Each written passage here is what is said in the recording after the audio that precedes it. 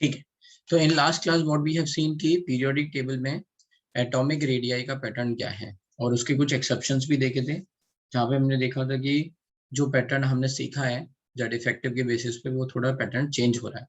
ठीक है, तो पीरियोडिक टेबल में हमने एटॉमिक रेडियाई कर दिया है। किसी को यहाँ तक कोई डाउट है? ये लेक्चर नंबर 5 है। ठीक है,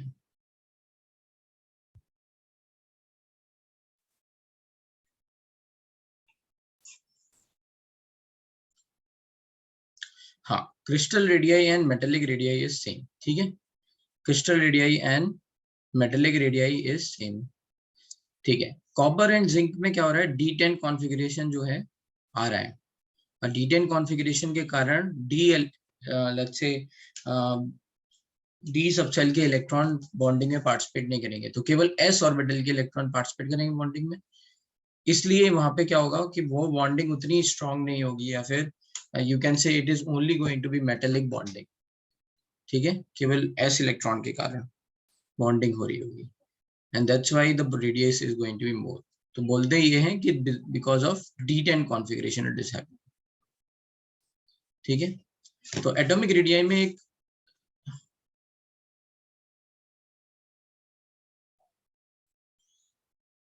मेटेलिक बॉन्डिंग हो रही है बेटा, d ऑर्बिटल के इलेक्ट्रॉन कोवेलेंट बॉन्डिंग में पार्टिसिपेट करते हैं। ठीक है, d ऑर्बिटल के इलेक्ट्रॉन कोवेलेंट बॉन्डिंग में पार्टिसिपेट करते हैं, s ऑर्बिटल के इलेक्ट्रॉन केवल मेटेलिक में करते हैं, मतलब d एंड s के कोवेलेंट में दोनों दोनों करते हैं, s की अगर मेटेलिक बॉन्डिंग हो रही होगी तो केवल मेटेलिक बॉन्डिंग करेंगे।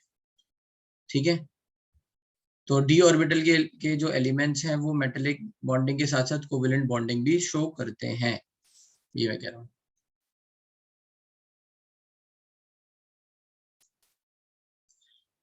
टेबल होगी, हाँ। क्या बता रहा था मैं आपको, last let's say exception, last exception है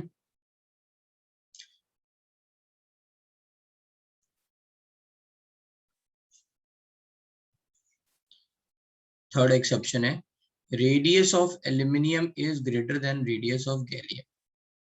ठीक है, अब अगर कायदे से देखा जाए तो गैलियम नीचे आ रहा है तो नंबर ऑफ सेल बढ़ेंगे, but it is slightly greater, मतलब जस्ट बड़ी होती है ना। You can also say approximately same, है ना, ये अप्रोक्सीमेटली सेम भी है, तो कहीं पे अगर ऐसा लिखा हो, जैसे ये ज्यादा वैलिड है, बट कहीं पे ऐसा लिखा हो तो भी चलेगा। ठीक है, राइट। ठीक है, तो ये क्यों होती है तो समझते हैं। एल्यूमिनियम का इलेक्ट्रॉनिक कॉन्फ़िगरेशन क्या है, एल्यूमिनियम का अप्रोक्सीमेट इलेक्ट्रॉनिक कॉन्फ़िगरेशन है आपका neon 3s2 3p1, and gallium is 31, 18 electron का है ना डिफरेंस, सो आर्गन 4s2 3d10 4p1। तो अब यहाँ पे क्या आया, पहली बार d ऑर्बिटल भरना चालू हुआ है ना, राइट। एल्यूमिनियम के बाद से ये गैलियम आया तो डी ऑर्बिटल पूरा भर गया, तो यहाँ पे क्या ये क्या करेगा, शो करेगा पुअर शील्डिंग। जैसे हमने 4D और 5D सीरीज के लिए देखा था, तो 5D सीरीज में 4f भरना चालू होता था, and because of that poor shielding होती थी, तो poor shielding hence z effective increases and radius decreases. ठीक है, तो ये आप लिख लो एक्सेप्शंस जल्दी से।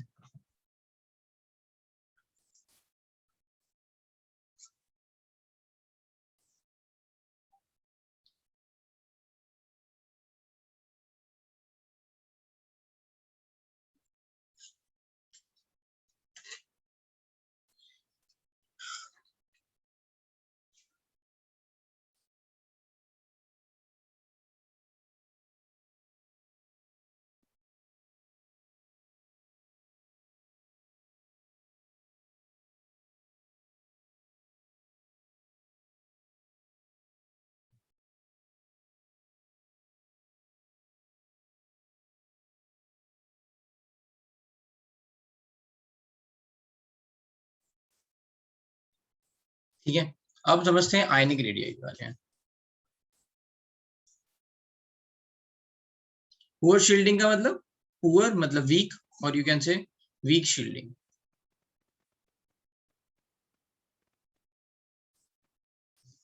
ठीक है, तो जितना इसको शील्ड करना चाहिए था उतना शील्ड नहीं कर रहा है ना। जेड इफेक्टिव क्या होता है, जेड माइनस सिग्मा। सिग्मा क्या हो रहा है, लोअर देन एक्सपेक्टेड वैल्यू आ रहा है, तो जेड इफेक्टिव क्या होगा, हायर देन एक्सपेक्टेड वैल्यू होगा। ठीक है, अच्छा, नेक्स्ट है आयनिक रेडियाई। अगर एटॉमिक रेडियाई से क्या हो सकता है, atomic radii let's say are है, तो अगर इसमें से एक इलेक्ट्रॉन निकल गया तो ये क्या हो जाएगा, कैटायनिक रेडियाई।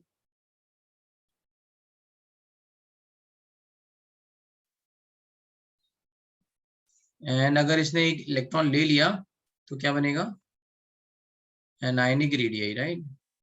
एटम से ये सब बनते हैं, है ना। अब यहाँ सोचो, यहाँ पे सिग्मा की वैल्यू, लेट्स से आपने एक इलेक्ट्रॉन निकाल दिया तो सिग्मा की वैल्यू घट जाएगी, राइट। इलेक्ट्रॉन निकालेंगे तो इलेक्ट्रॉन का जो कंट्रीब्यूशन आ रहा था रिपल्शन का, let's say same cell electron है ना, दो इलेक्ट्रॉन एक ही सेल में है, तो 0.35 इलेक्ट्रॉन यूनिट आ रहा था एक इलेक्ट्रॉन का। एक इलेक्ट्रॉन हट जाएगा तो क्या हुआ, सिग्मा की वैल्यू घट गई। क्या नंबर ऑफ प्रोटॉन में कोई कमी करी है हमने न्यूक्लियस से, नहीं। तो यहाँ पे क्या होगा, जेड इफेक्टिव बढ़ जाएगा। समझ में आ रहा है, यस नो कर देना,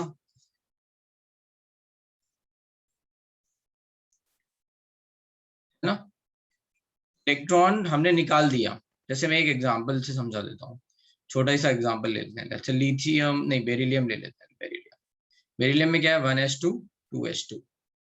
ठीक है, तो अगर हम इसका सिग्मा निकाल देते तो क्या कर देते, जो n-1 वाले हैं उनका 0.85 यूनिट से, और जो सेम सेल वाले हैं, दो में से एक तो टेस्ट इलेक्ट्रॉन है, एक एक इलेक्ट्रॉन के कारण रिपल्शन आएगा, तो सेम सेल वाले इलेक्ट्रॉन के कारण 0.35। ठीक है, अब मान लो कहीं पे बेरिलियम प्लस बना, लेट्स से, ठीक है, बेरिलियम प्लस बना लेट्स से, तो यहाँ क्या होगा, 1s2 2s1। सिग्मा की वैल्यू क्या आएगी, अंदर वाले दो इलेक्ट्रॉन के कारण आएगी 0.85 इंटू 2, और ये तो टेस्ट इलेक्ट्रॉन हो गया क्योंकि अभी एक ही इलेक्ट्रॉन है, तो यहाँ कुछ नहीं आएगा, है ना, 0 इंटू 0.35, राइट। तो ये आ गया। तो अब यहाँ देख सकते हो, यहाँ पे सिग्मा की वैल्यू और यहाँ पे सिग्मा की वैल्यू, राइट, है ना। तो ये तो सेम है, यहाँ ये कम हो रही है, इसका मतलब सिग्मा की वैल्यू कम हो रही है। जेड इफेक्टिव क्या होता है, जेड माइनस सिग्मा, तो जेड अभी भी 4 है, यहाँ पे जेड अभी भी 4 है, नंबर ऑफ प्रोटॉन तो 4 ही है, राइट, तो जेड इफेक्टिव बढ़ गया। ठीक है, अंडरस्टूड ये वाली बात। जेड इफेक्टिव बढ़ेगा तो क्या होगा भाई, रेडियस बताओ, आयनिक रेडियस कम होगी या बढ़ेगी।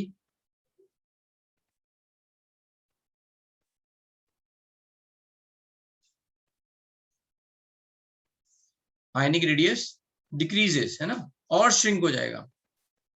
ठीक है, तो फिर अब क्या होगा, यहाँ पे साइज जो है वो और छोटा हो जाएगा।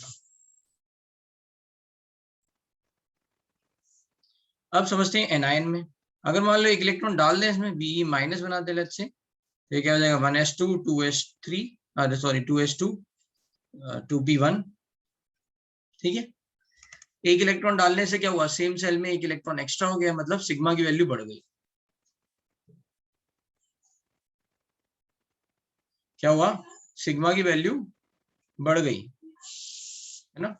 सिग्मा की वैल्यू बढ़ गई तो जेड इफेक्टिव कम हो गया, एटॉमिक रेडियाई या सॉरी आयनिक रेडियाई बढ़ गई, है ना, यहाँ लिख सकते हैं।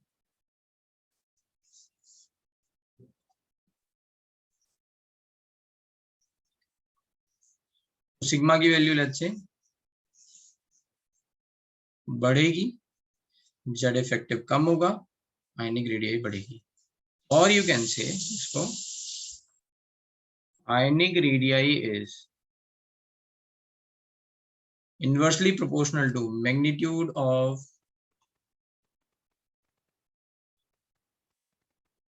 positive charge और proportional to magnitude of negative charge. इसका क्या मतलब है कि लेट्स से जितना पॉजिटिव करते जाओगे उतना रेडियाई कम होती जाएगी, ठीक है। जितना पॉजिटिव करते जाओगे आप उतनी रेडियस कम होती जाएगी। तो कहीं पे लिखा है लेट्स से Mn2+ और कहीं पे लिखा है Mn4+, है ना। किसका साइज बड़ा होगा?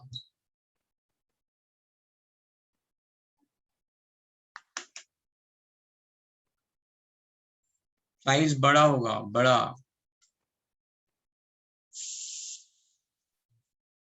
2+, समझ में आ रहा है ना, right. Magnitude of positive charge, charge बढ़ेगा तो साइज कम होगा, बड़ा कौन होगा, है ना, ध्यान से सुनना है। N2+, right. We can write this example.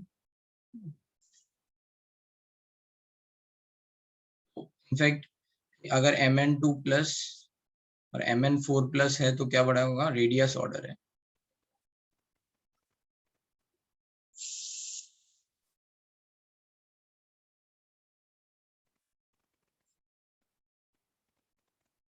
अगर इसी तरह से Fe2+, Fe3+ में देखा जाए तो Fe2+, ठीक है। Sn2+, Sn4+, कोई भी देख लो आप, है ना, ऐसे।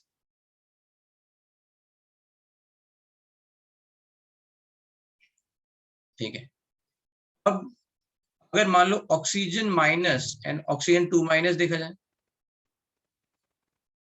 ऑक्सीजन माइनस एंड ऑक्सीजन 2- तो 2-, ठीक है। तो इस तरह से कुछ बोल सकते हैं। ऑक्सीजन माइनस कहाँ आता है, परोक्साइड में। कहाँ आता है, परोक्साइड में। जैसे कहीं लिखा हो Na2O2, है ना, Na2O2। तो ये कैसा हो गया, oxygen oxygen minus minus Na+, and this bond is called peroxide bond, है ना, Na2O2। तो वहां पे ऑक्सीजन में माइनस आता है, ठीक है। क्लियर है, राइट। दिमाग कंफ्यूजन?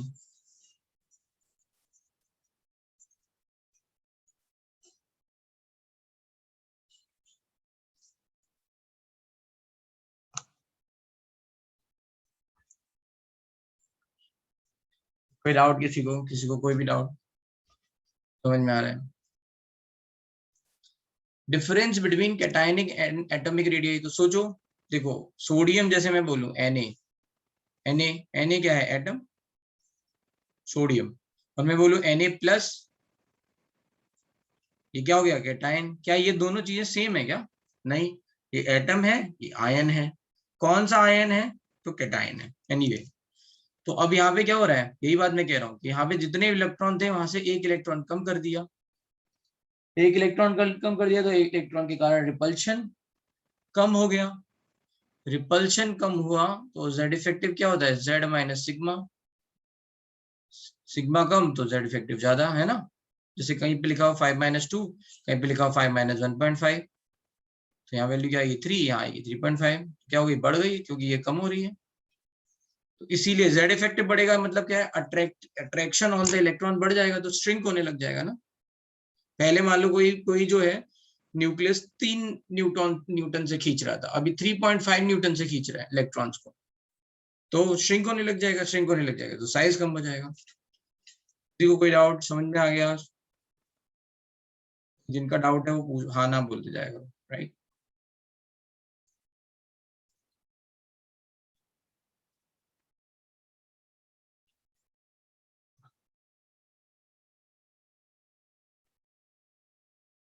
क्योंकि एटॉमिक रेडियाई क्यों नहीं है फिर, क्योंकि हम कंपेयर कर रहे हैं आयनिक रेडियाई। एटॉमिक रेडियाई तो हम पढ़ चुके हैं ना, इसलिए आयनिक रेडियाई अब हम कंपेयर कर रहे हैं कि भाई एटम के अलावा कुछ और आयंस भी बनते हैं, राइट।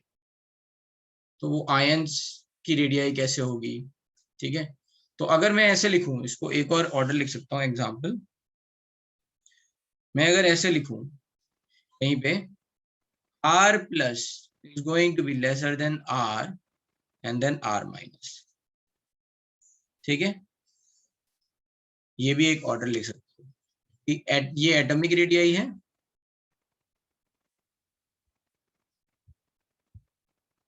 अगर किसी का हम कैटाइन बनाए या एनाइन बनाए, है ना, तो फिर क्या हो जाएगा यहाँ पे, है ना, रेडियस में चेंज हो जाएगा। जैसे यहाँ पे एक एग्जांपल लिख सकते हैं, H प्लस की रेडियस सबसे कम होगी, फिर H, फिर क्या होगा H माइनस, राइट।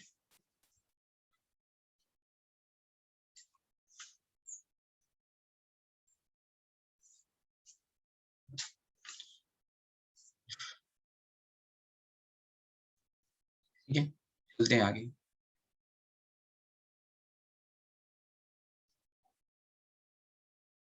फिर इसमें टर्म आता है एक आइसो इलेक्ट्रॉनिक स्पीसीज। क्या टर्म आता है? Isoelectronic species. Isoelectronic species मतलब, हाँ yes Pallav, isoelectronic species मतलब नंबर ऑफ इलेक्ट्रॉन सेम, है ना, क्या है, नंबर ऑफ इलेक्ट्रॉन सेम। ठीक है, अब जैसे अगर मैंने लिखा let's say N3 minus, then I have written O2 minus, then I have written F minus, then I have written let's say Na plus, then I have written Mg2 plus, and then I have written Al3 plus. All are 10 electron species. यहाँ पे 7 electron थे nitrogen के, उसमें 3 electron add कर दिए, तो 7 + 3 10। Oxygen के पास 8 थे, 2 ऐड कर दिए 10। फ्लोरीन के पास 9 थे, 1 ऐड कर दिया 10। 11 थे, 1 निकाल लिया 10, राइट। 12 थे, 2 निकाल लिए 10। जैसे 13 थे, 3 निकाल लिए 10। ठीक है, राइट। अब ये जो भी यहाँ पे आयंस हैं, क्योंकि हम यहाँ पे आयनिक रेडियाई पढ़ रहे हैं इसलिए हमने आयंस लिए हैं यहाँ पे। ये सब 10 इलेक्ट्रॉनिक स्पीसीज। इसमें रेडियस का ऑर्डर क्या हो?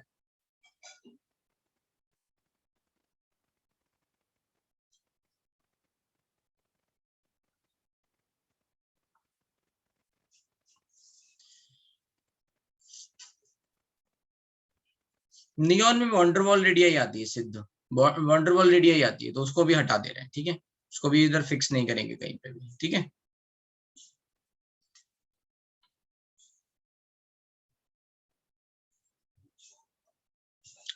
तो आयनिक रेडियाई अगर हम यहाँ पे कंपेयर कर रहे हैं तो यहाँ पे क्या होगा बताओ भाई, दिमाग लगा के। अभी हमने कुछ बताया है यहाँ पे, किधर से किधर जाएगा?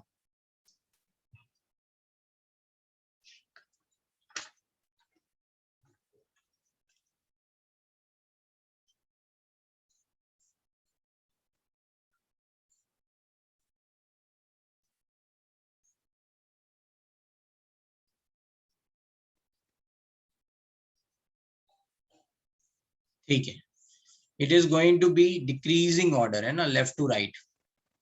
तो यहाँ पे क्या होगा, N3 minus, more negative charge मतलब बिगर आयन, मोर रिपल्शन, है ना, सिग्मा बढ़ जाएगा, जेड इफेक्टिव कम हो जाएगा, right. And that's how this is going to be the order. ठीक है, तो यहाँ पे लिख सकते हैं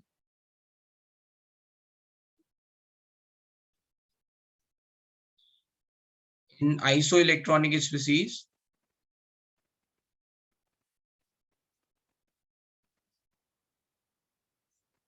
ठीक है, ionic radii is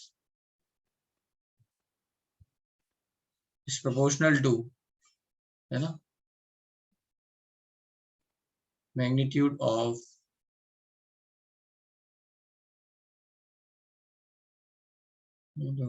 positive charge, है ना, ऐसे लिख लो। खैर ये बात हम पहले भी लिख चुके हैं। ठीक है,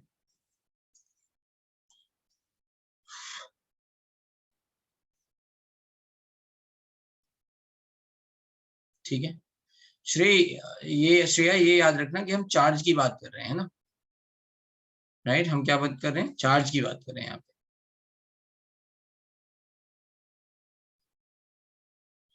राइट। अब अच्छा, जैसे इसी में एक और एग्जांपल क्वेश्चन ऐसे आते हैं, जैसे मान लो ये वाला पीरियड तो हमें काफी अच्छी तरह से याद है, लेकिन कोई ऐसा पीरियड दे दिया जो हमें ढंग से याद नहीं है। जैसे दे रखा है लेट्स से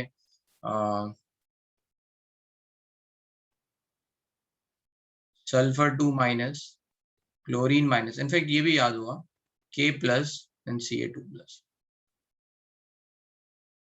यहाँ पे ले रखा है लेट्स से selenium 2 minus, Br minus, calcium rubidium plus and strontium 2 plus, मान लो ऐसा कुछ दे रखा है ना। ये 18 इलेक्ट्रॉन स्पीसीज हैं और ये 36 इलेक्ट्रॉन स्पीसीज है। और भी आगे भी हम लिख सकते हैं, है ना। So tellurium 2 minus, I minus, right. Rubidium के बाद सीजियम प्लस, स्ट्रॉन्शियम के बाद बेरियम 2 प्लस, ऐसा कुछ भी दे रखा है ना, 54 इलेक्ट्रॉन। तो जनरली ये वाले, है ना, ये वाले एलिमेंट्स के हमें एटॉमिक नंबर याद नहीं रहते, तो यहाँ कंफ्यूजन होता है ना। वो आसान हो गया ये, है ना। अभी सिंस हम आइसो इलेक्ट्रॉनिक की बात कर रहे हैं तो मैंने यहाँ दे रखा है, बट क्वेश्चन में क्या हो सकता है, दे कैन चेंज, राइट, है ना। ये क्या कर सकते हैं, यहाँ कैल्शियम की जगह लेट्स से इन्होंने मैग्नीशियम 2 प्लस डाल दिया, तो आपको पता है भाई कि यहाँ तो साइज घटने ही वाला है। कैल्शियम से भी छोटा कौन है, मैग्नीशियम, अगेन, है ना। टॉप टू बॉटम क्या होगा, आयनिक रेडियस बढ़ेगी, तो कैल्शियम से तो मैग्नीशियम छोटा ही होने वाला है, कैल्शियम ऊपर है ना, नंबर ऑफ सेल कम है। कैल्शियम 2 प्लस से मैग्नीशियम 2 प्लस छोटा होने वाला है, तो ऐसे कुछ ऑर्डर भी आ सकते हैं, थोड़े से घुमा आए हुए क्वेश्चन आप देखोगे तो आपको पता चलेगा, ठीक है। ऐसे ही यहाँ पे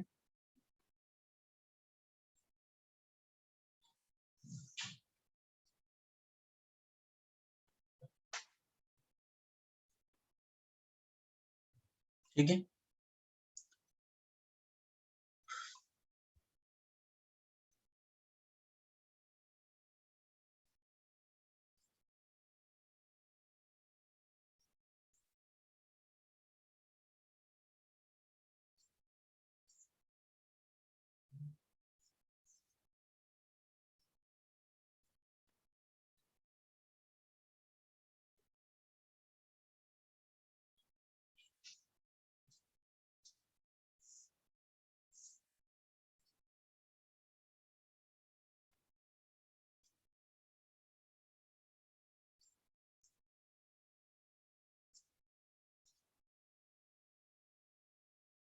हाँ ऐसे वाली कर सकते हो बिल्कुल, आइसो इलेक्ट्रॉनिक में ऐसे देख सकते हो।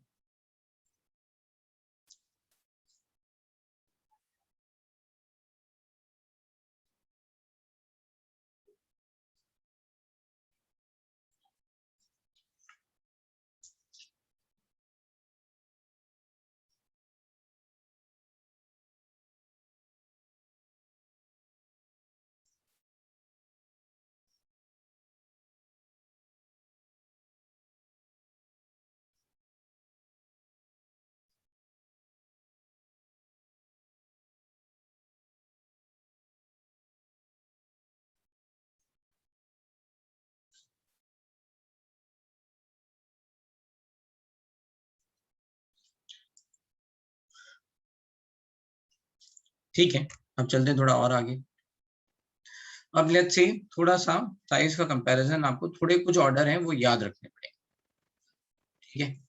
तो जैसे अगर मैं बात करूं,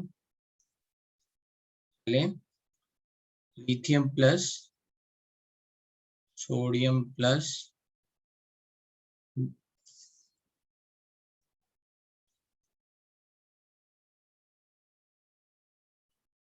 potassium, rubidium, let's say if I'm going to talk about beryllium 2 plus, magnesium 2 plus, calcium 2 plus, strontium 2 plus, and let's say if I'm going to talk about यहाँ पे oxygen 2 minus, sulfur 2 minus, and selenium 2 minus, tellurium 2 minus, fluorine minus, chlorine minus, bromine minus, iodine minus, and यहाँ पे Al3 Al3 plus, ठीक है। अगर हम इन सब की बात करें, राइट, ठीक है, थोड़ा सा आइडिया लेने के लिए, तो आपको एक बात और याद रखनी पड़ेगी कि लिथियम और मैग्नीशियम, है ना, lithium and magnesium shows diagonal relationship. क्या याद रखना पड़ेगा, lithium and magnesium shows diagonal relationship, ठीक है। ये टर्म पहले कभी सुना है, lithium magnesium shows diagonal relationship? ठीक है, कुछ लोगों ने सुना है, कुछ ने नहीं सुना है, तो सुनो। लिथियम की जो प्रॉपर्टी है वो सोडियम की तरह तो है ही, लेकिन कई सारी प्रॉपर्टी मैग्नीशियम से रिलेट करती हैं। जैसे उनका कार्बोनेट का नेचर, ये मैंने आपको अभी एग्जाम का डिस्कशन कराया था, उस दिन बताया था कि लिथियम कार्बोनेट को हीट करने पे ये भी ऑक्साइड बनाएगा, जैसा मैग्नीशियम कार्बोनेट या फिर CaCO3 बनाता है। CaCO3 को हीट करो तो आपको ये रिएक्शन तो सबको पता है ना, MgO प्लस CO2। तो लिथियम की प्रॉपर्टी मैग्नीशियम से मैच करती है, ठीक है। इसी तरह से है ना, बट अगर मान लो सोडियम कार्बोनेट को आप हीट करोगे तो फिर कोई रिएक्शन नहीं होगी, नो रिएक्शन। तो इसको बोलते हैं लिथियम की प्रॉपर्टी मैग्नीशियम की से मैच करती है, ठीक है। जिस तरह से लिथियम मैग्नीशियम के साथ मतलब सिमिलर लेट्स बिहेवियर देता है, कार्बोनेट हो गए, क्लोराइड्स हो गए, ये सब सारे के सारे कंपाउंड जो है उनमें प्रॉपर्टी सेम है। डायगोनल रिलेशनशिप पे शायद थोड़ी देर में बाद में आएंगे, अभी बस इतना समझ लेते हैं क्या कंपैरिजन होता है, ठीक है। यस, बेरिलियम और एल्यूमिनियम में भी डायगोनल रिलेशनशिप दिखता है। जैसे Al2O3 सबने पढ़ा है, एम्फोटेरिक होता है ना Al2O3, ये पढ़ा है ना। एल्यूमिनियम कैन लेट्स से है ना, ये एसिड बेस दोनों की तरह बिहेव कर सकता है। यस, हाँ। तो यहाँ पे क्या हो गया, ये Al2O3। वैसे ही BeO, beryllium oxide, is amphoteric in nature. BeO, beryllium oxide is, हाँ जिंक ऑक्साइड भी होता है, बट अभी हम इन दोनों के डायगोनल रिलेशनशिप की बात कर रहे हैं तो हम प्रॉपर्टी सेम बता रहे हैं। तो BeO is amphoteric in nature, है ना। और अगर कहीं BeOH वोल्टोइस लिखा हुआ है तो बताओ ये बेस है क्या?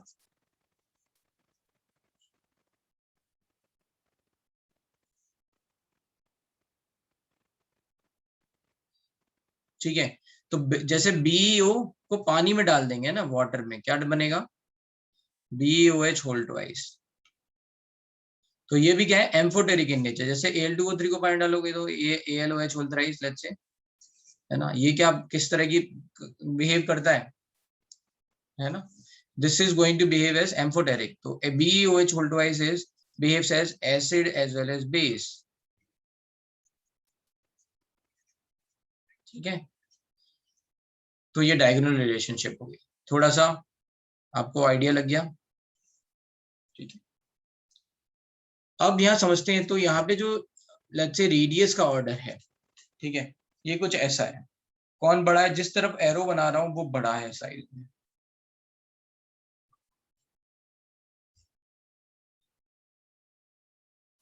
ठीक है। और B2+ और Al3+ में Al3+ बड़ा है, ठीक है। ये याद रखना पड़ेगा। O2- एंड Cl- में O2- छोटा है, Cl- बड़ा है। एरो की डायरेक्शन में साइज बढ़ रहा है, ठीक है। एरो की डायरेक्शन में साइज, क्योंकि ऐसे कंपेयर नहीं कर सकते हो आप। इन दोनों में आसानी से कंपेयर कर सकते हो, इन दोनों में आसानी से कंपेयर कर सकते हो, है ना। आपको पूछा जाए O2- और F- में कौन बड़ा होगा, तो आप कहोगे O2- और F- में O2- बड़ा होगा। आपसे पूछा जाएगा F- और Cl- में कौन बड़ा होगा, तो आप कहोगे Cl- बड़ा है। लेकिन इन दोनों में कंपेयर करने के लिए फिर ऑर्डर याद रखना पड़ेगा।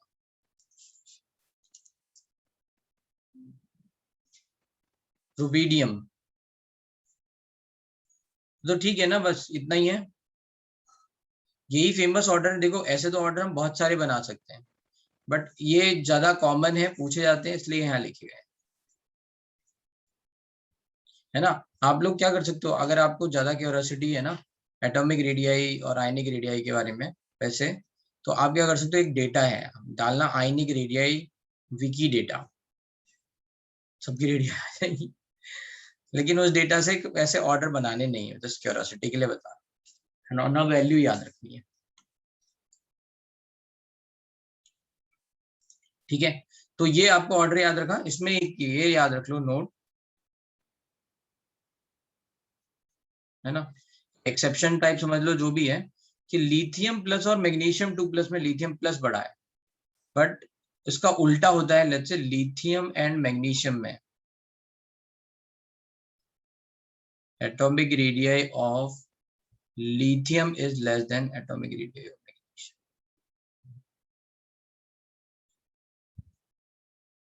तो कई सारे एक्सेप्शन टाइप के दिखेंगे, है ना। ये why are we comparing diagonally? because इनका क्या होता है, diagonal relationship they are showing, तो इन कुछ बातें पढ़ ले रहे हैं, बिहेवियर इनका सेम आता है इसलिए। तो ये थोड़ा सा आप ध्यान रख सकते हो, ये ऑर्डर ध्यान रखना पड़ेगा, ठीक है। एरो के साइन से याद रखो, इधर ये एक याद रख लो कि लिथियम प्लस बड़ा है, ठीक है, तो इसका अपोजिट ऑर्डर इधर आएगा।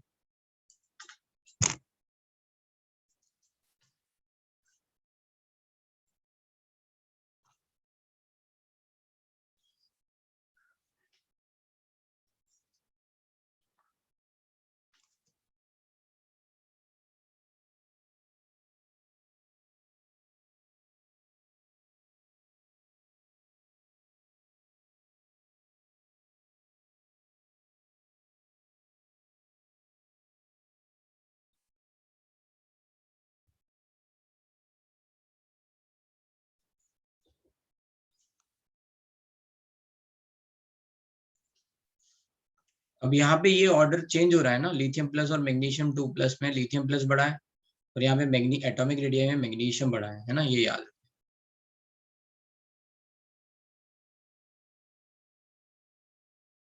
बोलो भाई Rishikesh. Yes sir B2 plus और Al3 प्लस में Al3 प्लस का क्यों बड़ा है रेडिया? अब यहाँ पे क्यू का रीजन नहीं है, कैसे कंपेयर करोगे? सर पर आपने बोला था जिसका प्लस पॉजिटिव ज्यादा होता है उसका तो रेडियस यहाँ कम। सेल भी तो बढ़ गया। अगर अगर सेम सेल का होता तो हम कह देते, पर बाकी, आइसोइलेक्ट्रॉनिक के लिए बोला है ना। हाँ सर, हाँ, पर बाकी यहाँ सबके लिए Li प्लस मतलब वो सब। Li प्लस और बेरिलियम 2 प्लस में बड़ा कौन होगा? अच्छा बताओ। सर Li प्लस और Mg2 प्लस। अरे हाँ, तो अभी अभी सेम सेल में आप कंपेयर कर सकते हो चार्ज के हिसाब से। सेल चेंज हो रहा है, सॉरी ग्रुप में देखोगे तो साइज, तो फिर आप number of let's say shells के हिसाब से चेक करोगे। यहाँ पे आपने इलेक्ट्रॉन के हिसाब से चेक किया या पॉजिटिव मैग्नीट्यूड और पॉजिटिव चार्ज की, ना तो यहाँ पे चार्ज सेम है ना यहाँ पे ग्रुप सेम है, तो फिर याद रखना पड़ेगा ना, इसलिए तो बोला कि याद रखना है। Okay sir. हम्म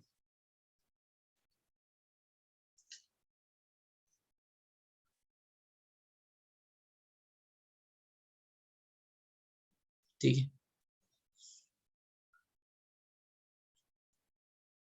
अब जो है ना आपके आयनिक रेडियाई वाले सारे क्वेश्चन हो जाएंगे, और कुछ रह गया अभी इसमें, है ना, ऑलमोस्ट हो गया ये डन। फिर अब बात आती है लेट्स से आयनाइजेशन एनर्जी की।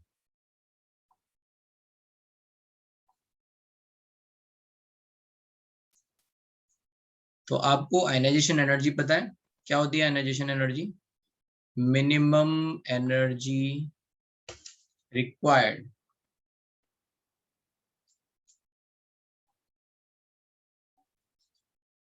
to remove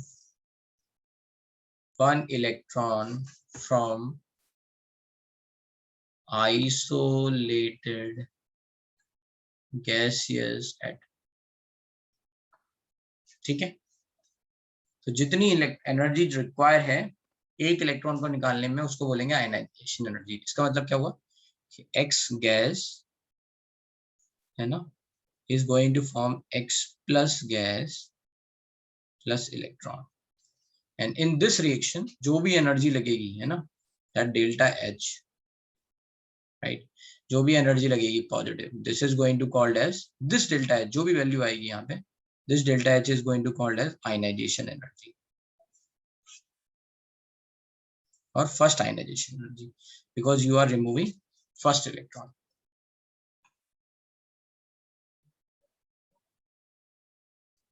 सो ग्रुप में बेटा जैसे जैसे नंबर ऑफ एटम्स बढ़ेंगे, सॉरी जैसे जैसे नंबर ऑफ सेल बढ़ेंगे, जैसे यहाँ पे लिथियम लिखा था और यहाँ पे लिखा है सोडियम, तो लिथियम का इलेक्ट्रॉनिक कॉन्फ़िगरेशन 2,1 2,8,1, यहाँ पे एक सेल बढ़ गया ना, यहाँ दो ही सेल थे, है ना, यहाँ तीन हो गए, तो बढ़ेगा ना साइज।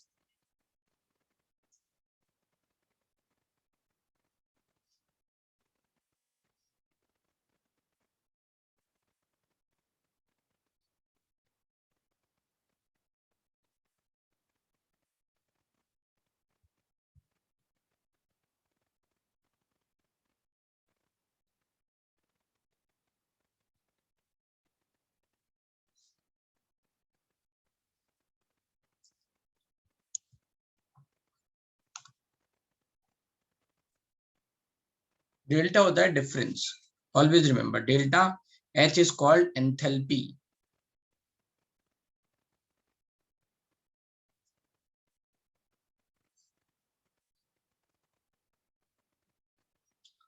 ठीक है, एंथैल्पी चेंज।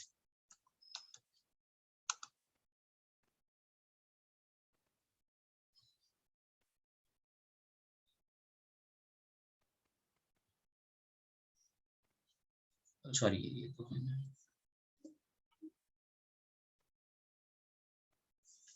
ठीक है, बोलते हैं IE1 का मतलब है फर्स्ट आयनाइजेशन एनर्जी,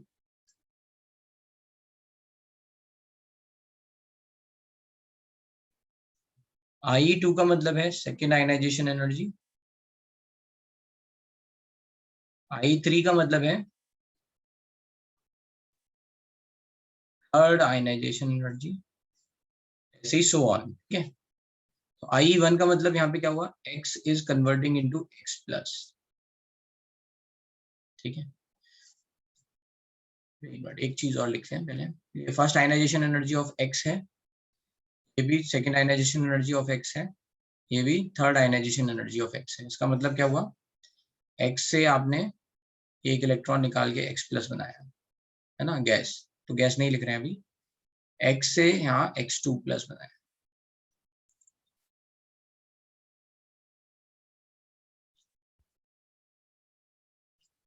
X से आपने पहले X प्लस बनाया विच इज IE1, और X प्लस से फिर आपने X2 प्लस बनाया विच इज IE2।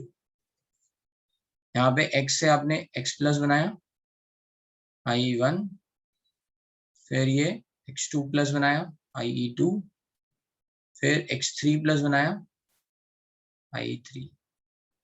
समझ में आया, एक एक इलेक्ट्रॉन निकाल रहे हैं, इस तरह से आ जाएगा नेमिंग। एंथैल्पी चीजें आगे बताएंगे, बट आपने ये पढ़ा होगा एंडोथर्मिक एक्सोथर्मिक रिएक्शन, है ना, राइट। हाँ, तो जो भी एंडोथर्मिक रिएक्शंस होती हैं उनके लिए डेल्टा एच की वैल्यू पॉजिटिव आती है। क्या आती है, डेल्टा एच की value positive, change in enthalpy is positive. तो यहाँ पे एनर्जी देनी पड़ रही होगी, एंडोथर्मिक रिएक्शन है, पॉजिटिव, कहीं पे रिलीज होगी तो डेल्टा एच नेगेटिव। ठीक है, I1 I2 I3 समझ गए, तो यहाँ याद रखना है note, IE3 is always greater than IE2 and IE2 is always greater than IE1। कोई मुझे बता सकता है क्यों ऐसा मैंने लिखा है, इसका क्या लॉजिकल एक्सप्लेनेशन हो सकता है।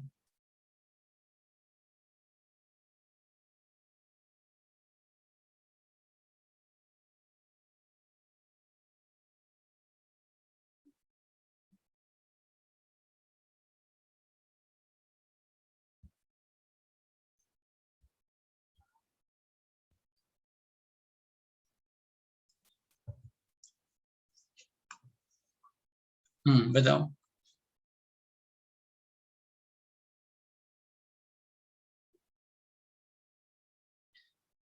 यस पल्लव।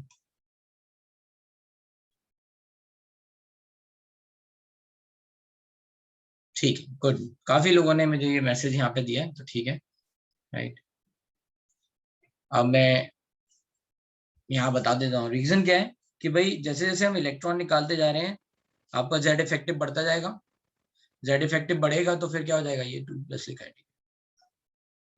जैसे जैसे जेड इफेक्टिव बढ़ेगा तो क्या होगा, जेड इफेक्टिव बढ़ने के कारण आपका अट्रैक्शन बढ़ जाएगा, अट्रैक्शन बढ़ जाएगा तो इलेक्ट्रॉन निकालना डिफिकल्ट हो जाएगा, तो this is always is going to be an, है ना।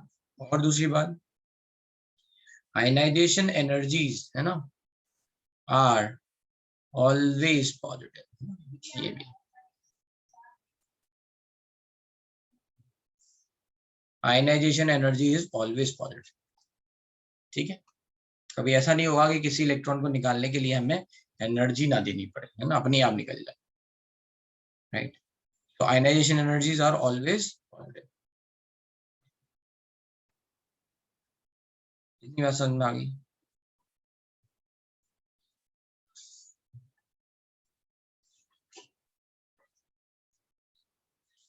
अब थोड़ा और समझते हैं, अब इनका ट्रेंड समझते हैं, पैटर्न। तो इंडिया हॉकी में मेडल जीत चुका है,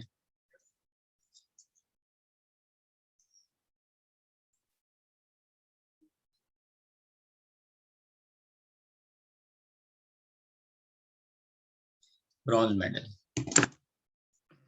चलो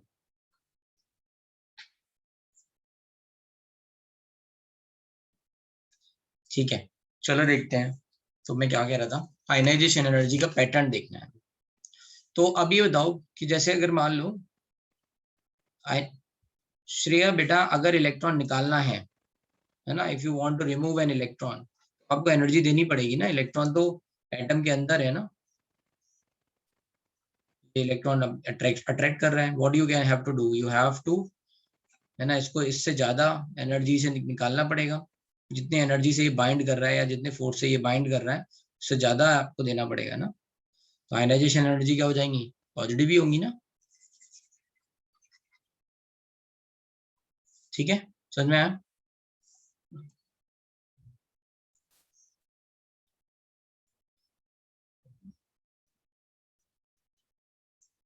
राइट, तो मैं क्या कह रहा था, ट्रेंड।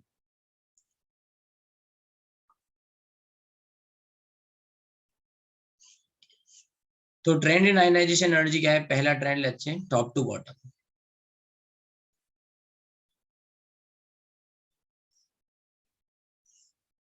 आयनाइजेशन एनर्जी डिक्रीजेस, ठीक है, एज, है ना, एटॉमिक रेडियाई इंक्रीजेस,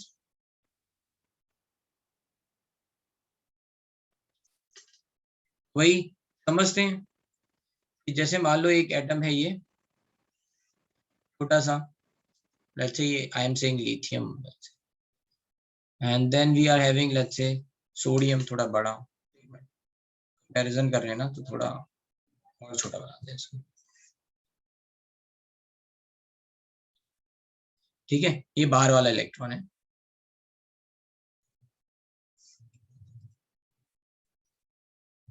मान लो सोडियम है, ये पोटेशियम है ना। तो अब ये देखो यहाँ पे ऐसे डिस्टेंस जो है वो न्यूक्लियस से, इसकी डिस्टेंस जो है ना, बढ़ती जा रही है इलेक्ट्रॉन की।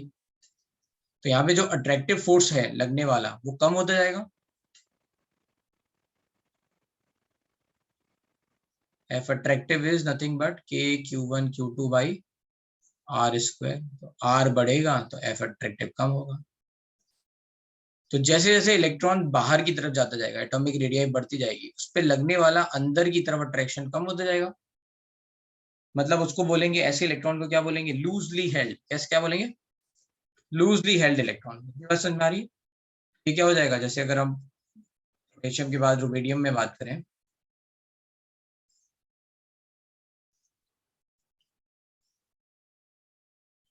है ना, या फिर सीजियम की बात करें,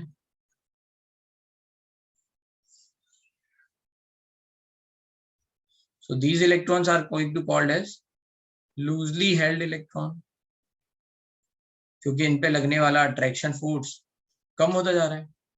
अब ये इलेक्ट्रॉन लूजली हेल्ड है तो इसे आसानी से निकाला जा सकता है इनके कंपैरिजन में। यस, समझ में आया, right. Ionization energy decreases as atomic radii increases.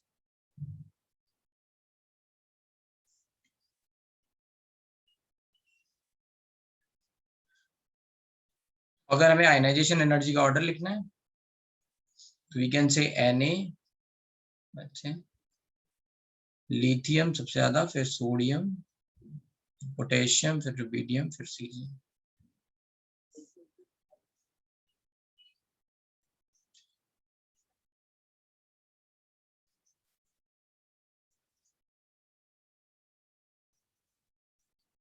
Top to bottom in एक ग्रुप हम बात कर रहे हैं, ठीक है।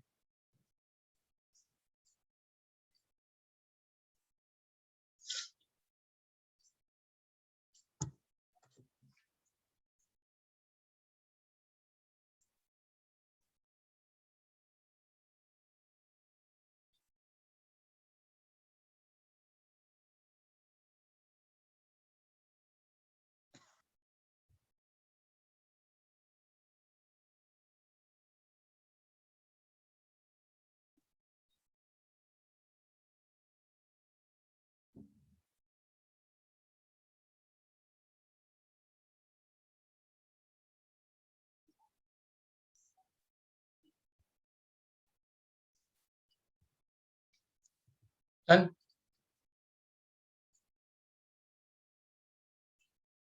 फ्रांशियम इज बेटा रेडियो एक्टिव। जो रेडियो एक्टिव एलिमेंट्स होते हैं ना, उनकी प्रॉपर्टीज हम बहुत अच्छे से नहीं निकाल पाते। क्यों? क्योंकि वो क्या करते हैं, है ना, जिनकी हाफ लाइफ भी कम होती है। तो जैसे मान लो आपने स्टार्ट किया फ्रांसियम से अभी स्टडी करना, पहले तो ऐसे एलिमेंट्स बहुत कम होते हैं नेचर में, है ना, रेयर है, तो स्टडी नहीं करते हैं, तो फिर इसलिए इस पे ऑर्डर लिखना सही नहीं है, जिसके बारे में कंप्लीटली पता नहीं है। ये जो ऑर्डर लिख रहे हैं ये on the basis of results लिख रहे हैं कि ये रिजल्ट मिले, इसलिए इसलिए रेडियो एक्टिव को जनरली लेते नहीं।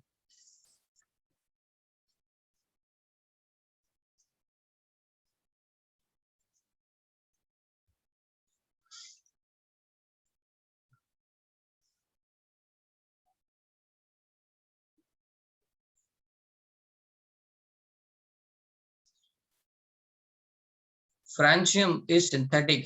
देखो 87 है, तो यूरेनियम के बाद वाले होते हैं सिंथेटिक, आई थिंक मिलता होगा, नॉट श्योर, मतलब हो भी सकता है सिंथेटिक हो, बट मेरे हिसाब से मिलना चाहिए।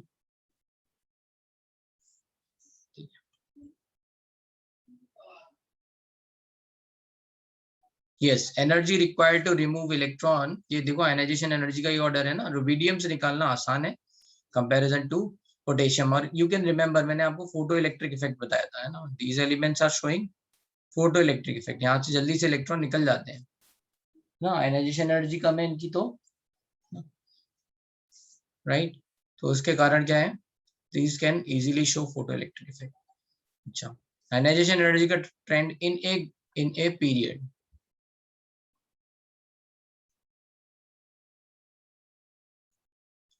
from left to right,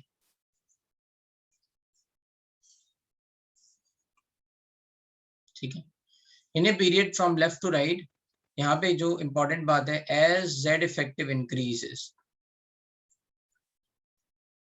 ionization energy increases, है ना। अभी क्या हो रहा है, right, left to right z effective बढ़ रहा है, ठीक है, z effective बढ़ेगा तो क्या होगा, आयनाइजेशन एनर्जी बढ़ेगी, भाई टाइटली हेल्ड कर रहा है इलेक्ट्रॉन। इसीलिए आप देख सकते हो कि एल्कली मेटल्स इजीली कैटायन बनाते हैं, बाकी आप कैटायन नहीं बना पाओगे। क्यों? क्योंकि अब वो स्ट्रांगली हेल्ड कर रहे हैं इलेक्ट्रॉन, राइट, ठीक है। तो यहाँ पे हम बोल सकते हैं ऐसा। तो लेट्स से अगर एग्जांपल देखा जाए कि ionization energy of let's say sodium and ionization energy of magnesium, ionization energy 1 of sodium and ionization energy 1 of magnesium, तो किसकी ज्यादा होगी, मैग्नीशियम, ठीक है। मैग्नीशियम और एल्यूमिनियम में किसकी ज्यादा होगी, ionization energy of aluminium. But इसमें भी कुछ एक्सेप्शंस हैं, वो हम देखेंगे, ठीक है। Radius is also decreasing, yes, ऐसे हम लिख सकते हैं।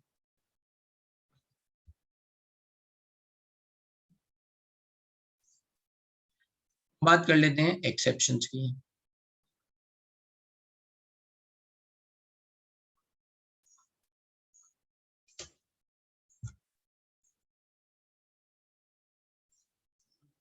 एक मिनट, इस वाले को भी अभी हटा दो, ये एक्सेप्शन में आएगा, ठीक है, केवल इतना लिखो।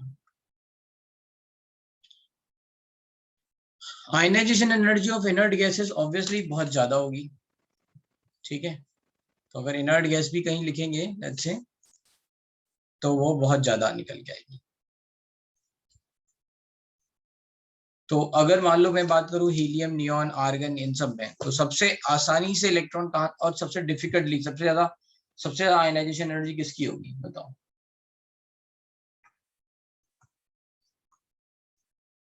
हीलियम की, है ना, स्मॉलेस्ट साइज है,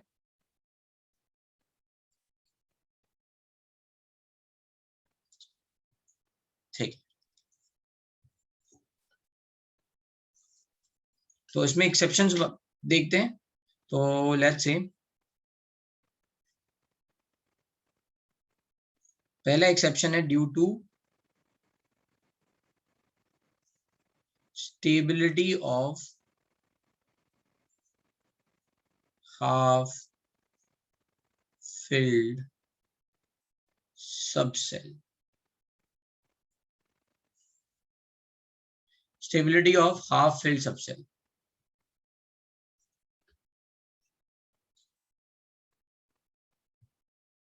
Z effective left to right इसलिए बढ़ रहा है क्योंकि Z बढ़ रहा है ना, एटॉमिक नंबर बढ़ रहा है इसलिए।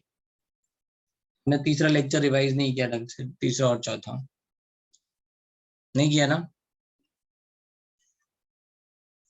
कल बोला था ना मैंने पढ़ना है, नहीं पढ़ा ना पूरा।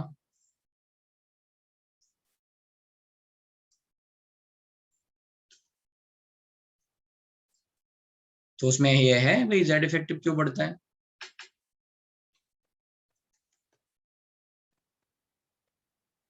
ये नहीं है Z इफेक्टिव क्यों बढ़ रहा है।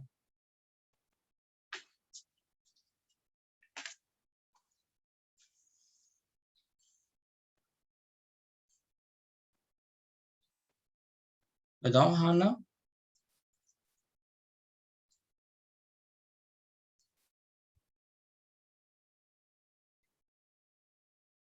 ढंग से देखना चाहिए था कि क्या बोल रहे हैं। खैर अगर नहीं समझ में आया तो पूछ सकते हो, ठीक है। Z इफेक्टिव इसलिए बढ़ता है क्योंकि Z बढ़ता है, ये बात मैंने क्लास में पिछली मतलब रिकॉर्डिंग में कही हुई है कि Z माइनस सिग्मा कैलकुलेट किया है बकायदा। तो अब ये तो आसानी से कहना है कि हमने मुझे समझ में नहीं आया तो नॉर्मल एक्सक्यूज है, but this is I have explain कि पूरा एक लेक्चर बताया आपको Z इफेक्टिव क्यों बढ़ रहा है, कैसे बढ़ रहा है। फिर ढंग से रिवाइज नहीं किया इसीलिए दिक्कत हो रही है।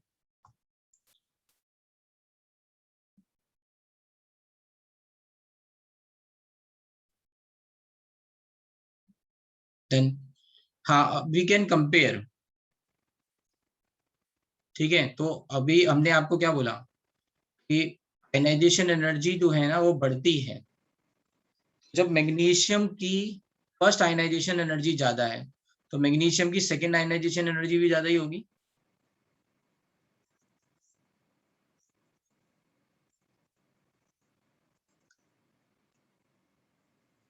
तो हो गया, ऐसे कंपेयर कर सकते हैं, किसी को किसी से भी कंपेयर कर सकते हैं।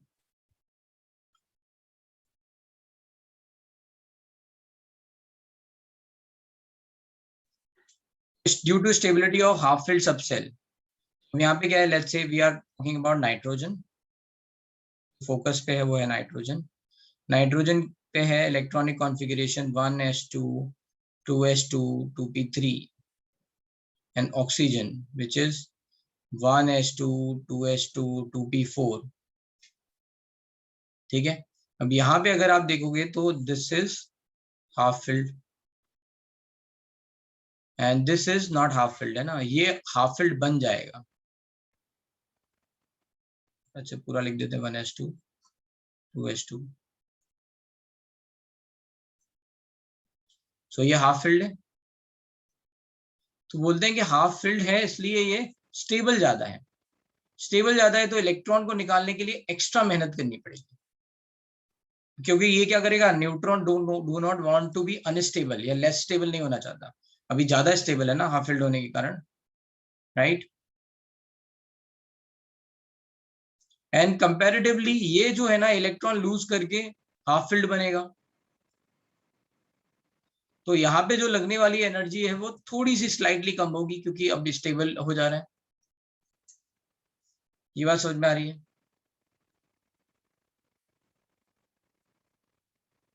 राइट। तो इसके कारण hence ionization energy 1 of nitrogen is more than ionization energy 1 of oxygen.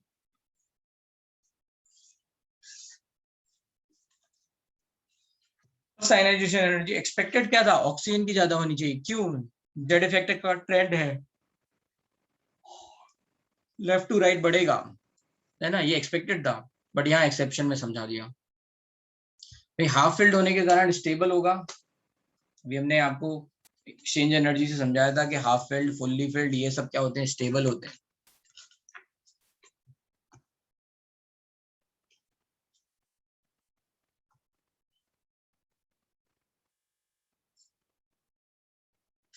ठीक है, तो हाफ फिल्ड होने के कारण स्टेबल हो गया, तो उससे इलेक्ट्रॉन निकालना थोड़ा सा डिफिकल्ट होगा कंपैरिजन टू, लेट्स से अगर आपको इलेक्ट्रॉन निकालना पड़ रहा है, ठीक है, अगर आपको इलेक्ट्रॉन निकालना पड़ रहा है जो हाफ फिल्ड नहीं है,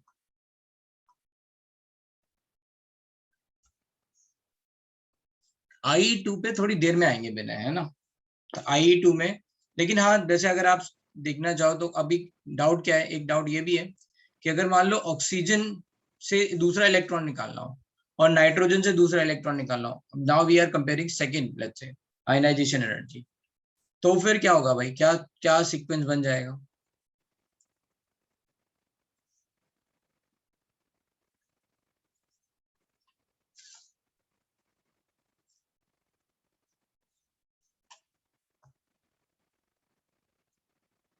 then IE2 of oxygen is going to be greater than IE2 of nitrogen, ठीक है, क्योंकि अब ये क्या है, एक इलेक्ट्रॉन निकलने के बाद हाफ फिल्ड हो गया, ये तो हाफ फिल्ड नहीं है, राइट, इस तरह से तो आप देख सकते हो, अगर लिखना चाहो तो यहाँ पे लिख सकते हैं,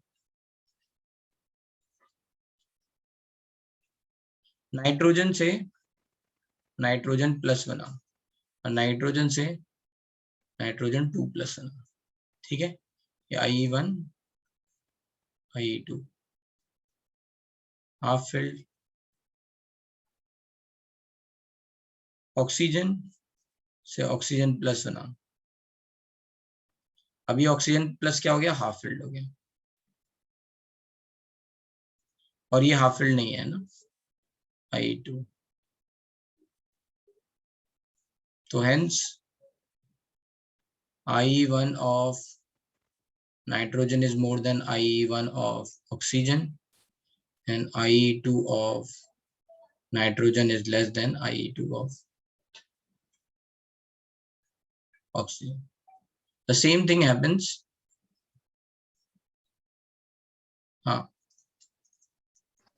So, can we compare IE1 of nitrogen with IE2 of oxygen? बिल्कुल कर सकते हैं भाई, जनरली आप याद रखोगे एक और चीज है ना, अच्छी बात है, ये यहाँ पे समझा देता हूँ। तो ionization energy is proportional to charge by size ratio, क्या, चार्ज बाई साइज रेशियो, है ना, साइज बढ़ेगा आयनाइजेशन एनर्जी कम होगी, चार्ज बढ़ेगा आयनाइजेशन एनर्जी बढ़ेगी, ठीक है, चार्ज का मतलब positive charge,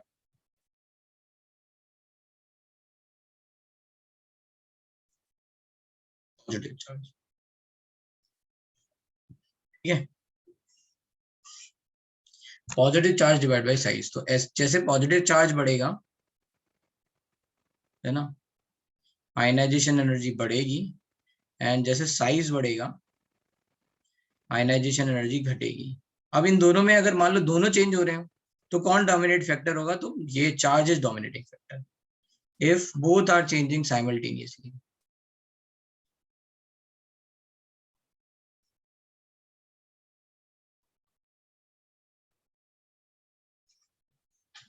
both are changing simultaneously, generally मैं बोल रहा हूँ, है ना, जनरली चार्ज डोमिनेट्स,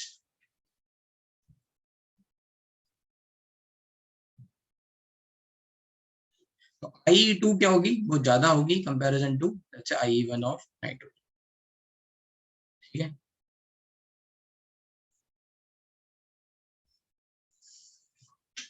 ठीक है, ये भी लिख लो।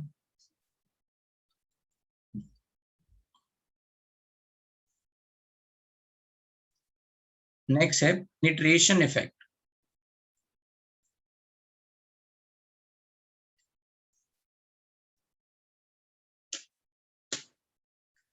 अच्छा यही ऑर्डर फिर फास्फोरस और सल्फर के लिए भी आ जाएगा, है ना, ये मैंने यहाँ ऑर्डर लिखा है ना, सिमिलरली फॉर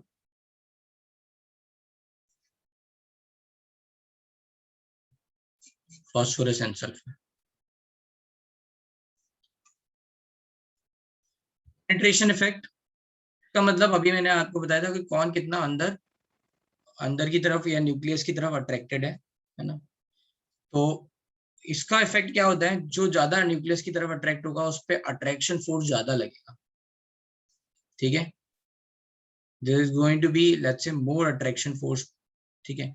अट्रैक्शन फोर्स ज्यादा होगा तो इलेक्ट्रॉन निकालना डिफिकल्ट हो जाएगा ना? तो यहाँ पे हम कंपेयर कर रहे हैं ionization energy of beryllium and boron.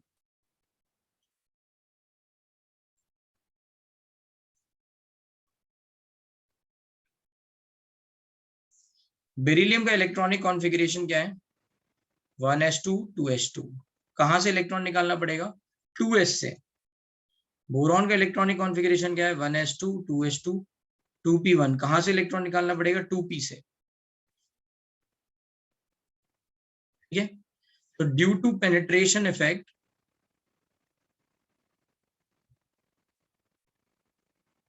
removal of s electron require more energy than, है ना, removal of p electron, बस। एंड इसी के लिए ionization energy 1 of beryllium is more than ionization energy 1 of boron. ये सेकंड एक्सेप्शन है, yes. पहला एक्सेप्शन हाफ फील्ड के हिसाब से आ रहा था।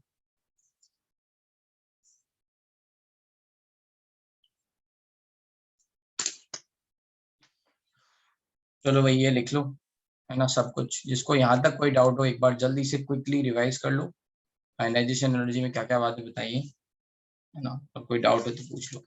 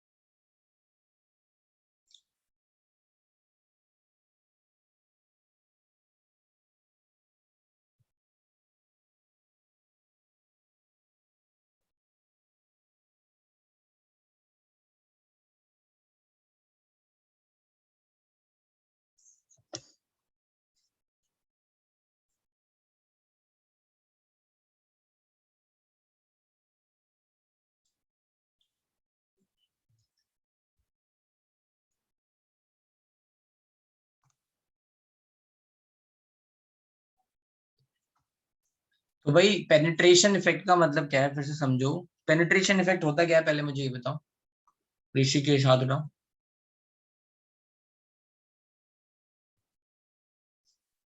हम्म। सर पेनिट्रेशन इफेक्ट क्या, पेनिट्रेशन होता क्या है। पेनिट्रेशन मतलब घुसना सर। हाँ तो वो क्या बताया था मैंने आपको, सिग्मा के वाले में ये बताया था ना कि पेनिट्रेशन जितना ज्यादा न्यूक्लियस के पास है तो आर वैल्यू कम हो गई ना, तो हाँ अट्रैक्टिव सर। फोर्स ज्यादा हो गया, हाँ सर। है ना। तो फिर उससे निकालना डिफिकल्ट हो जाएगा इलेक्ट्रॉन। Okay sir. समझ में आया। यस। हम्म। तो अट्रैक्शन फोर्स बढ़ जाएगा बिकॉज आर वैल्यू कम है, जितना ज्यादा न्यूक्लियस के पास होगा उतना ज्यादा स्ट्रॉन्ग हो जाएगा।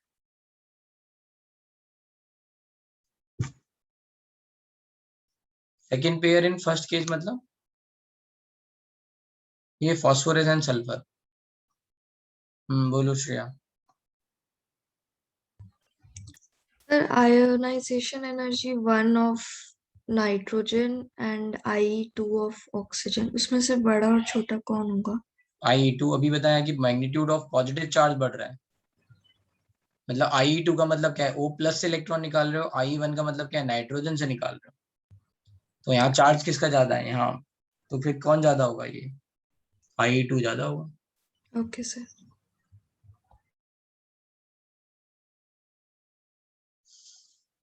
हाँ आज के होमवर्क में आप लोग आयनिक रेडियाई, एटॉमिक रेडियाई, ये सब पूरा हो जाएगा आपका।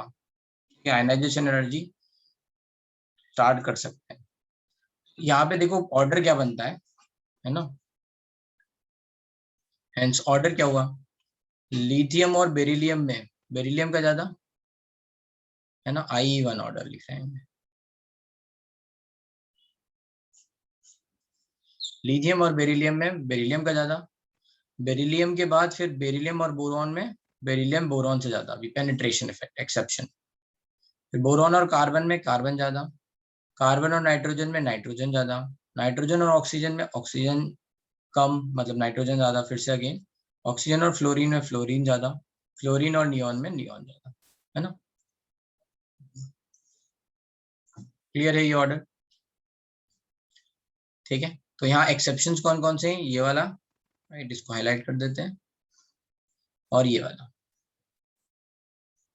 ठीक है, ये किसके कारण आया, पेनिट्रेशन इफेक्ट के कारण। ये किसके कारण आया, स्टेबिलिटी ऑफ हाफ फील्ड के कारण।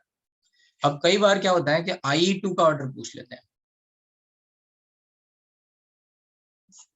I2 के ऑर्डर के लिए आपको पहले सोचना पड़ेगा ये क्या होगा।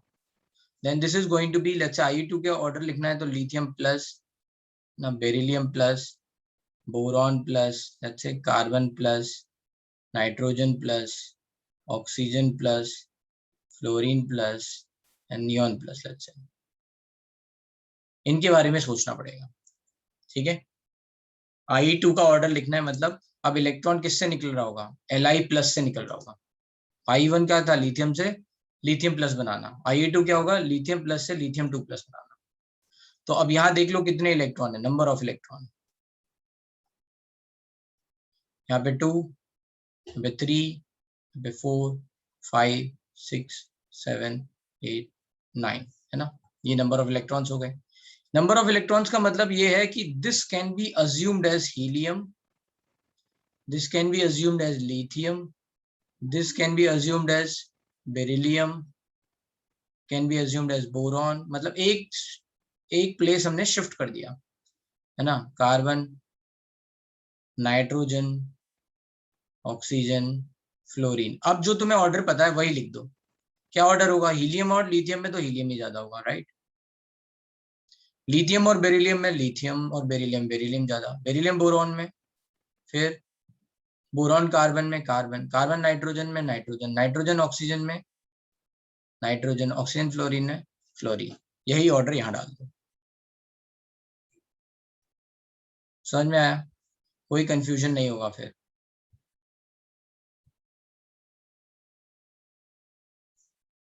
मेरी बात समझ में आ गई सबको? क्या किया, नंबर ऑफ इलेक्ट्रॉन से सिमिलर एज, एक प्लेस हम पीछे की तरफ ले गए।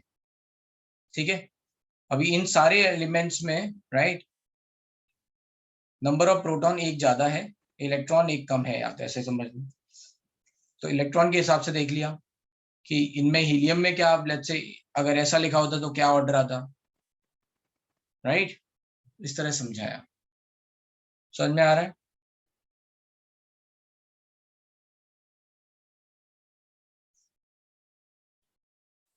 तो ये ऑर्डर आप तभी लिख सकते हो जब ये पहले ऑर्डर लिखो आप। तो अब यहाँ पे ये लिथियम प्लस तो लिखा नहीं होगा, वो I2 का ऑर्डर लिख रहे हैं, then it is going to written as lithium, ऐसा लिखा होगा। तो मुझे भी यहाँ पे क्या करना चाहिए, I have to remove this, है ना। मुझे लिखना है इनके बीच में, ऑर्डर में आपको ये दे रखा होगा, lithium, beryllium, boron, carbon, nitrogen. तो एक्चुअली में मुझे लिखना चाहिए था lithium, beryllium, boron, carbon, nitrogen, oxygen, fluorine, neon. I2 का मतलब क्या है कि लिथियम से पहले लिथियम प्लस बना, ये I1 हो गया, अब यहां से निकाल रहे हैं, बट I2 किसका है, ये लिथियम का है। ठीक है, मैं बता रहा हूँ, एक मिनट। जैसे मैंने यहाँ पे लिखा x is giving you x plus, this is called I1, ठीक है, ऑफ x। ठीक है, जैसे x प्लस से x2 प्लस बनाया, then this is called I2 of x, जो कि सबसे फेमस है। और यू कैन से IE1 ऑफ x प्लस।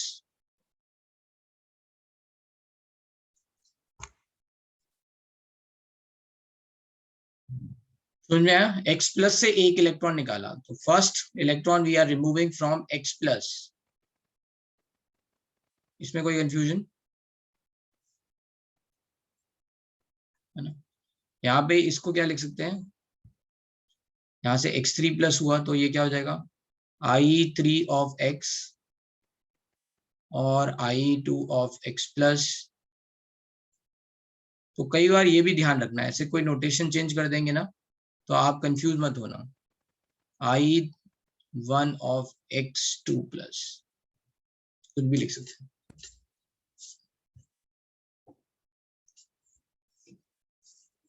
क्या इसको ये भी लिख सकते हैं क्या, और I2 of x minus.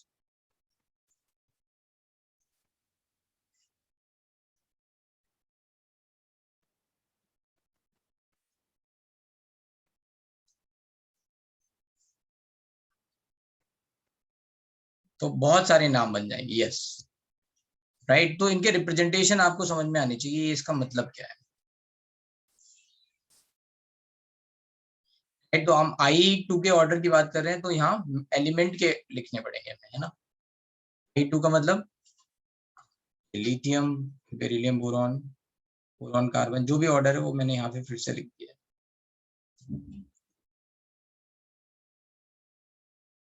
Same clear है भाई, ये किसी को डाउट।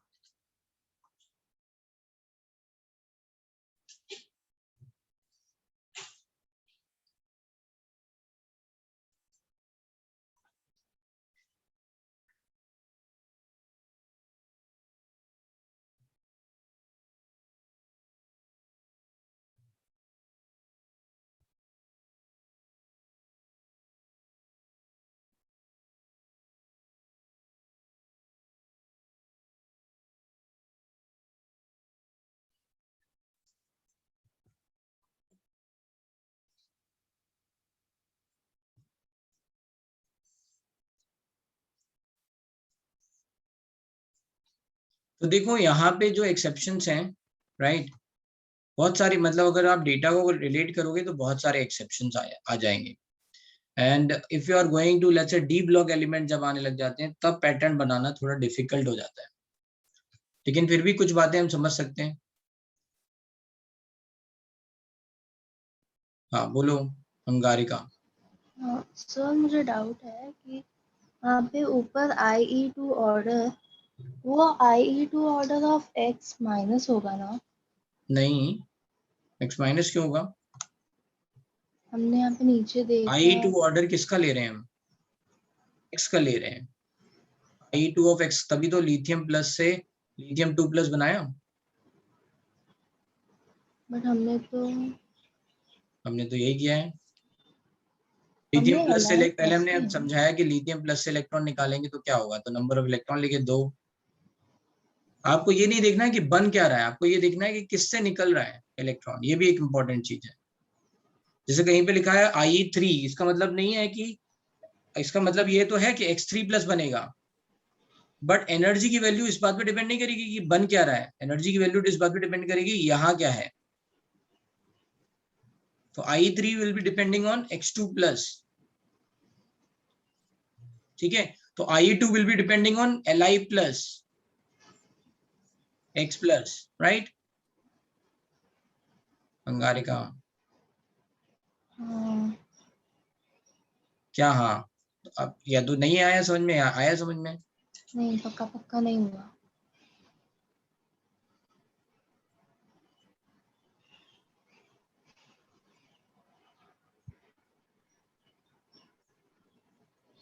ये I1 है, ये हाँ, I2 है, ये I2 किस पे डिपेंड कर रहा है,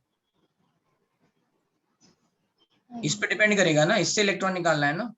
हाँ, तो बस वही तो लिखा है कि इसमें कितने इलेक्ट्रॉन है, इसमें 2 इलेक्ट्रॉन है, अब ये हीलियम की तरह बिहेव कर रहा है तो I2 बहुत ज्यादा बढ़ जाएगा, अच्छा, ओके, है ना। इनर्ट गैस कॉन्फ़िगरेशन आ गया ना, स्टेबल हाँ, कॉन्फ़िगरेशन आ गया, तो बहुत ज्यादा बढ़ जाएगा। यस सर, आया समझ में, सच में आ गया ना समझ में। हाँ आ गया। हाँ थैंक यू सर। ठीक है, चलो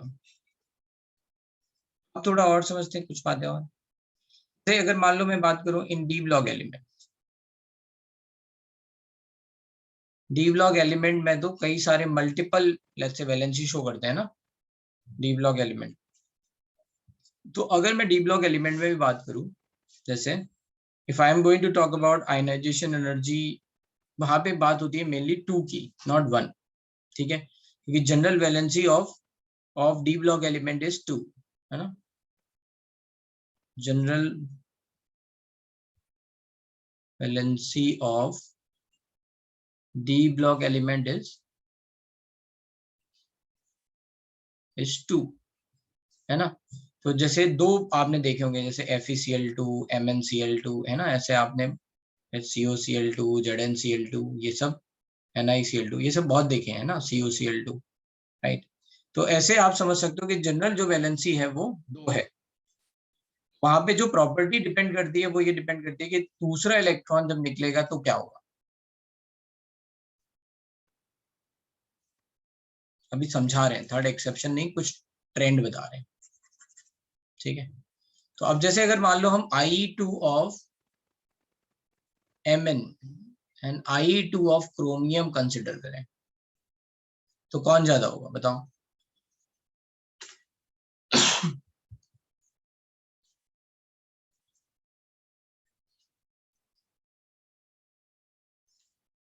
देख लेते हैं I2 ऑफ Mn किस बात पे डिपेंड करेगा। Mn का इलेक्ट्रॉनिक कॉन्फ़िगरेशन क्या होता है, Ar, ठीक है, यहाँ पे क्या हो जाएगा 3d5 4s2। I2 बात डिपेंड करेगी Mn प्लस क्या बन रहा है, not Mn2 plus, right. Ar 3d5 4s1, chromium क्या हो जाएगा Ar 3d5 4s1 and chromium plus क्या हो जाएगा Ar 3d5। तो यहाँ इलेक्ट्रॉन कहाँ से निकल रहे हैं 4s1 से, तभी तो सेकंड आयनाइजेशन एनर्जी का मतलब क्या है, ये फर्स्ट आयनाइजेशन हुआ, जब Mn2 प्लस बनेगा तो क्या बनेगा Ar 3d5।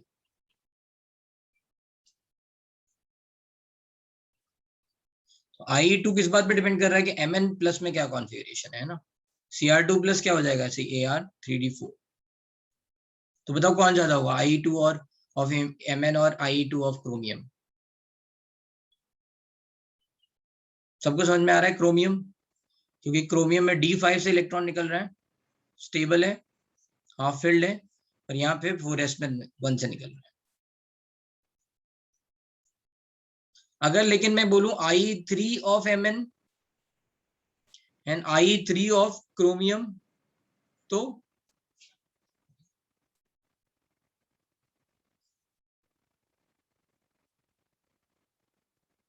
फिर क्या हो जाएगा Mn। समझ में आ रही है ना ये बात, electronic configuration is very important. Similarly, you can write the same thing for copper and zinc. You can write directly same thing, है ना, ठीक है। I2 of zinc is more than, sorry, less than I2 of copper, and I3 of zinc is more than I3 of copper.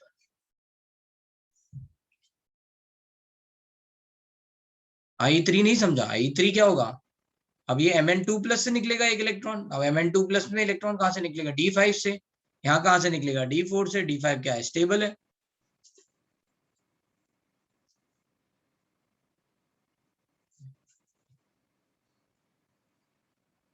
जो बात हमने Mn copper के लिए लिखी, अब Mn एंड क्रोमियम के लिखी है, वही बात जिंक एंड कॉपर के लिए हो जाएगी, यहाँ पे D10 के कॉन्फ़िगरेशन के हिसाब से आएगा।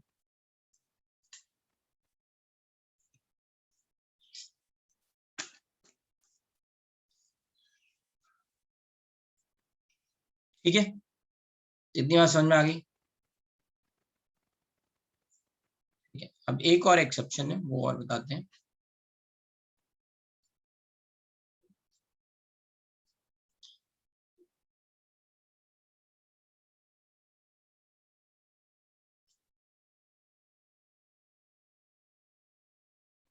डी इलेक्ट्रॉन से इलेक्ट्रॉन निकलना नहीं बोल रहे हैं हम यहाँ, हम बोल रहे हैं stable configuration, D5 half filled है, half filled, D5 half filled है। वी आर नॉट सेइंग कि S से निकल रहा है, D से निकल रहा है, आई एम सेइंग कि ये स्टेबल कॉन्फ़िगरेशन है, half field.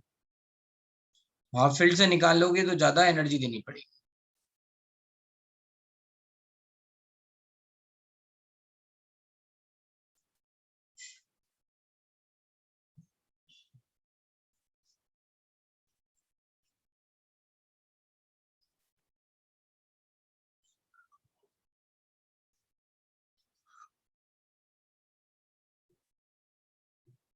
Done.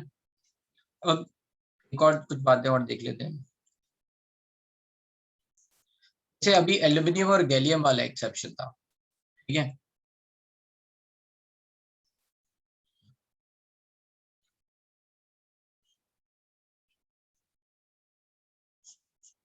In aluminium and gallium क्या होगा, ionization energy of one of aluminium is less than ionization energy one of gallium. क्यों? क्योंकि गैलियम में क्या था, जेड इफेक्टिव बढ़ गया था आपका, इसके कारण रेडियस भी कम हो गई, रेडियस कम हो गई, और यू कैन से यहाँ पे रेडियस कम हो गई, इसलिए आयनाइजेशन एनर्जी बढ़ जाएगी, है ना। रीजन क्या है, due to poor shielding of 3D subshell.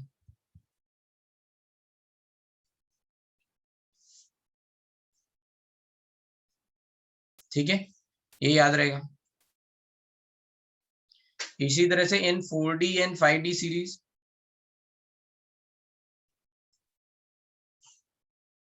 Four D और 5D सीरीज में क्या हो जाएगा, ionization energy of 4D series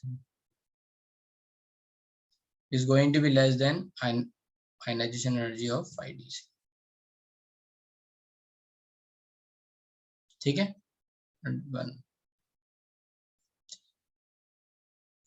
और क्या होगा, एक टर्म होता है इनर्ट पेयर इफेक्ट, या फिर इनर्ट पेयर इफेक्ट से पहले और एक्सेप्शन बता देता हूँ। Let's say we are going to talk about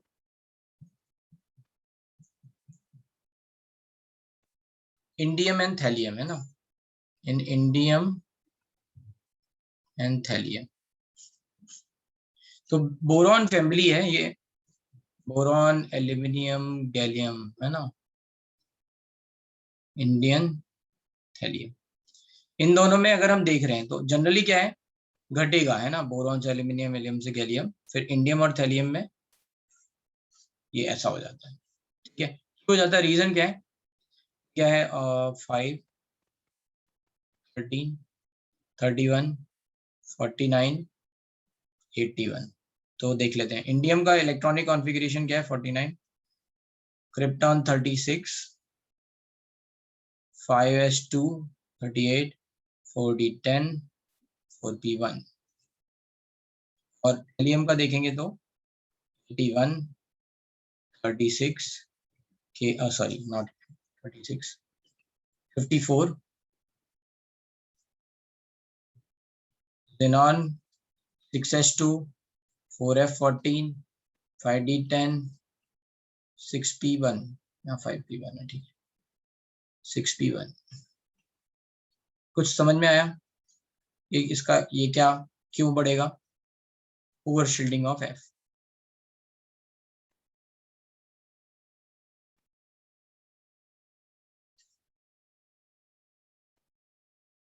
समझ में आया, इसलिए यहाँ पे क्या होता है, ये थोड़ा सा ज्यादा आता है इंडियम और थैलियम में।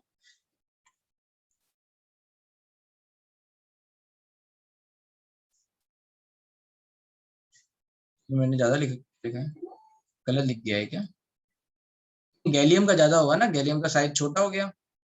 जनरली क्या होता है, टॉप टू बॉटम घटता है ना, तो एल्यूमिनियम और गैलियम में अगर नॉर्मल एक्सपेक्ट करोगे तो एलियम और गैलियम में आप सोचोगे गैलियम का कम होगा, बट यहाँ ज्यादा आ रहा है, साइज घट गया, रेडियस वाला एक्सेप्शन पहले ही बता चुके हैं। ठीक है, साइज घटने के कारण होगा, या फिर पुअर शील्डिंग बोल सकते, पुअर शील्डिंग के कारण होगा ये in indium and thallium, similarly in SN and PV. ये थर्ड ग्रुप है, सॉरी 13th ग्रुप, और we can write let's say carbon family, carbon is 4, sorry not 4, 6, ठीक है, फिर सिलिकॉन, फिर सेलेनियम, टेलोरियम, नहीं मैं क्या बोल रहा हूँ यार, वो एल्युमिनियम, SN, PB है ना। तो यहाँ पे क्या है, ये डाउन द ग्रुप घटेगा, बट SN और PB में PB बढ़ेगा।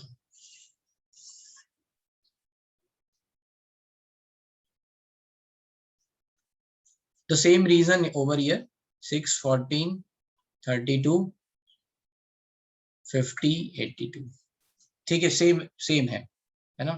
ये क्यों बढ़ रहा है, due to presence of 4f subshell.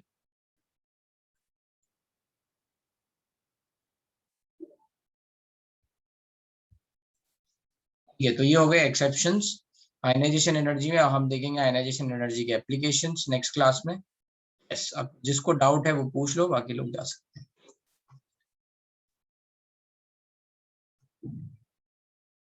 Hello sir. Sir वो इंडियम थैलियम वाले में आपने एल्यूमिनियम और ये गैलियम में क्यों नहीं लिखा? अच्छा हाँ, यहाँ ऑर्डर मैंने यहाँ गलती कर दी, yes sorry, yes correct, I was focusing here, है ना, correct. Okay sir, thank you.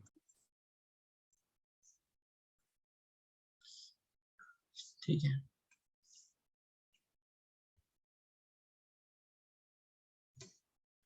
Hello, हाँ बोलो बेटा।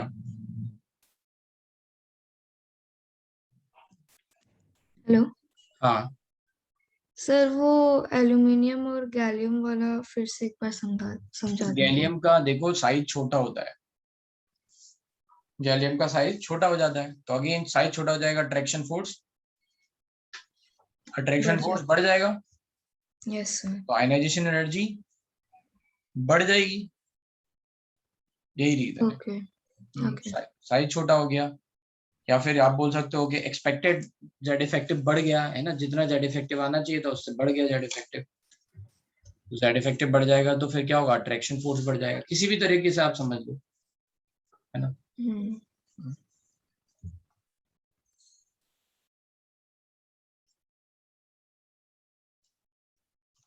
और कोई डाउट, खत्म करेंगे क्लास।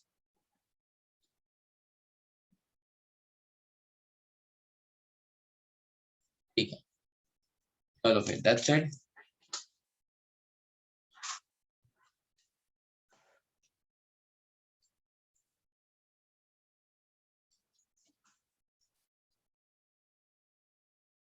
हो गया सृष्टि।